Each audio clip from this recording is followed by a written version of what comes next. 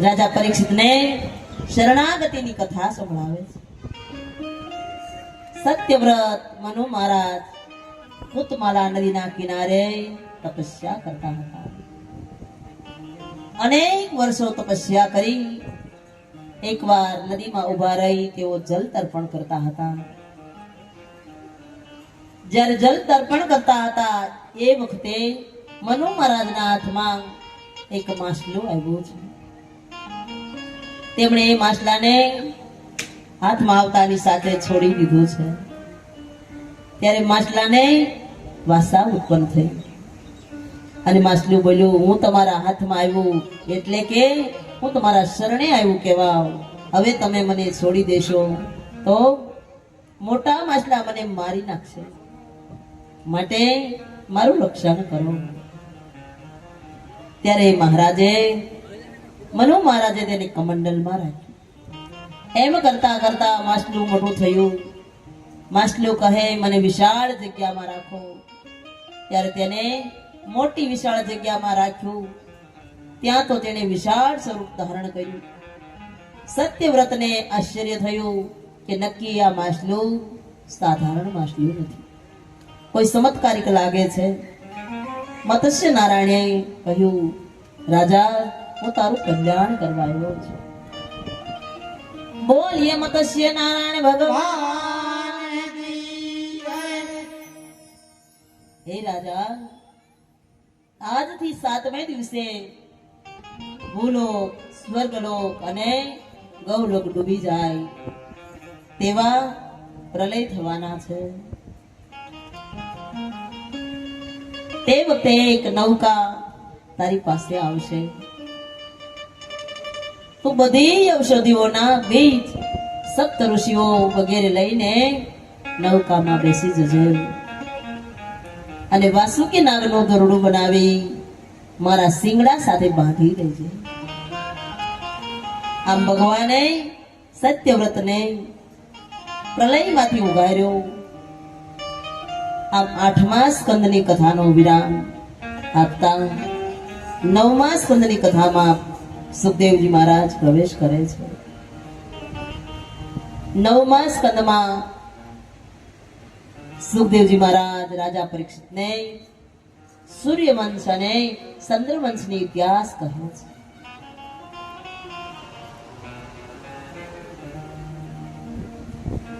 સૂર્ય બુદ્ધિનો માલિક છે અને ચંદ્ર મનનો માલિક છે. બુદ્ધિની શુદ્ધિ કરવા સૂર્યવંશમાં રામચંદ્રનું ચરિત્ર કહ્યું. મનુ મહારાજને ત્યાં નભગ અને નભાગને ત્યાં નાભાગ અને નાભાગ ને ત્યાં પિતૃભક્ત થાય તેવો દીકરો અમીરસ ભગવાનનું ભજન કરે છે. નાભાગ ને ત્યાં રાજા અમીરસ નો જન્મ થયો અને અમીરસ ભગવાનનું ભજન કરે છે. અમીરસ રાજા મહાન ભક્ત હતા. તેઓ પ્રાર્થના કરતા કે મારું મન સદાય કૃષ્ણના શરણોમાં રહે, મારી વાણી ભગવાનના ગુણમાં ગુણ ગાતી રહે, મારા હાથ હે પ્રભુ તમારી સેવામાં તેમજ મંદિરમાં દાન પુણ્ય કરવામાં લાગ્યા રહે, મારા પગ પ્રભુના ક્ષેત્રોની યાત્રા કરતા રહે, મારા કાન હંમેશાના માટે હે પ્રભુ તમારી કથા સાંભળવામાં લીન રહે, મારી આંખ પ્રભુની મૂર્તિની ઝાંખી કરતી રહે, મારું મસ્તક સદા સર્વદા પ્રભુને વંદન કરતું રહે. અમીરસ રાજા હતા છતાંય સેવા જાતે કરે છે. ઘરમાં અનેક નોકરો હતા પણ ઠાકોરજીનો હું દાસ છું, તેની સેવા મારે જાતે કરવી જોઈએ એ એમની ભાવના હતી. અમીરસ રાજા ભગવાનના દર્શન કરવા જાય ત્યારે ઉઘાડા પગે જતા હતા, ખુલ્લા પગે જતા હતા. એકવાર રાજાએ ભગવાન શ્રી કૃષ્ણની આરાધના કરવા માટે 1 વર્ષ સુધી એકાદશીનું વ્રત લીધું અને આજે પણ એકાદશી છે. રાજા અમીરસે એક વર્ષ સુધી એકાદશીનું વ્રત લીધું. અને એકાદશીનું વ્રત કેવું હોય? દશમ ને દિવસે એકટાણું, 11 ને દિવસે ઉપવાસ, 12 ને દિવસે એકટાણું અને રાત્રે 12 વાગ્યા સુધી જાગરણ કરવું. આ એકાદશીનું વ્રત કહેવાય. અને એ એકાદશીનું વ્રત એક વર્ષ સુધી ચાલે અને પછી એમનું ઉજવવામાં આવે. ઘણા બધા બહેનોએ અહીંયા કર્યા હશે. અખંડ એકાદશી આપણે કહેવાય છે ને. અહીંયા અમીરસ રાજા પણ એકાદશીનું વ્રત કરતા હતા. અને આજે કેટલા બધા બહેનોએ એકાદશી કરી છે? બધાએ? ઓહો, બધા બહેનો રહ્યા. કારણ કે આ મહિનો જ બહેનોનો છે. ભાઈઓએ કોઈ આંગળી ઉછી ન કરી? કોઈ નથી રહ્યા છે? હા. એકાદશી ને દિવસે અન્ન ન ખવાય. એકાદશી ને દિવસે ભાત ન ખવાય. અને જે લોકો ખાય તેનું તે દિવસે એ અન્નનું ખૂન બનતું નથી, એવું કહેવામાં આવે છે. એકાદશી ના દિવસે પદ્મ પુરાણમાં લખ્યું છે કે અધિક માસ હોય અને એકાદશી હોય તો તુલસીની કાંડી લઈ અને કાંડી સાથે રૂ વીટાળી ગાયના ઘીમાં બોળી અને 15 દિવસ સુધી સુદ એકાદશી થી વદ એકાદશી સુધી દીપ પ્રગટાવવામાં ઘરે આવે તો એની ઘરે કોઈ દિવસ કોઈ વાતની કમી રહેતી નથી.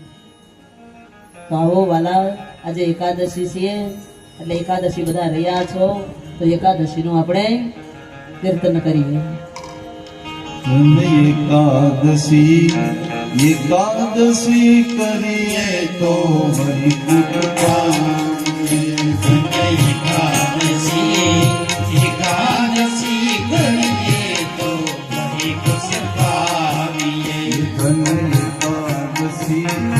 એકાદશી કરીએ તો વૈકુંઠ પામીએ.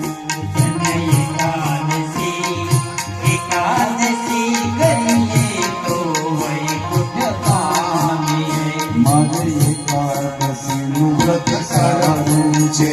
મારી એકાદશીનું વ્રત કરવું છે. એક પ્રાણ પ્રભુજીને પ્યારું છે.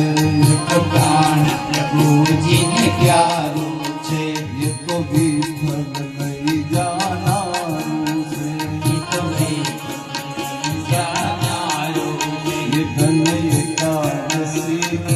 એકાદશી કરીએ તો સુખ પામીએ. એકાદશી કરીએ તો એકાદશી એકાદશી કરીએ તો સુખ પામીએ.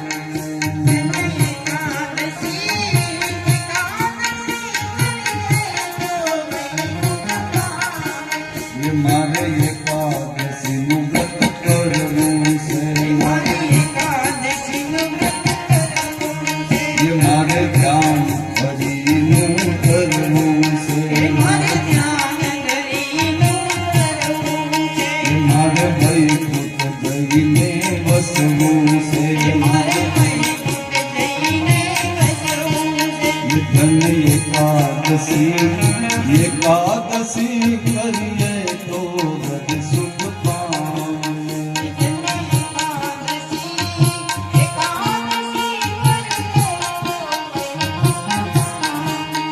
મારે ગંગા ઘાટ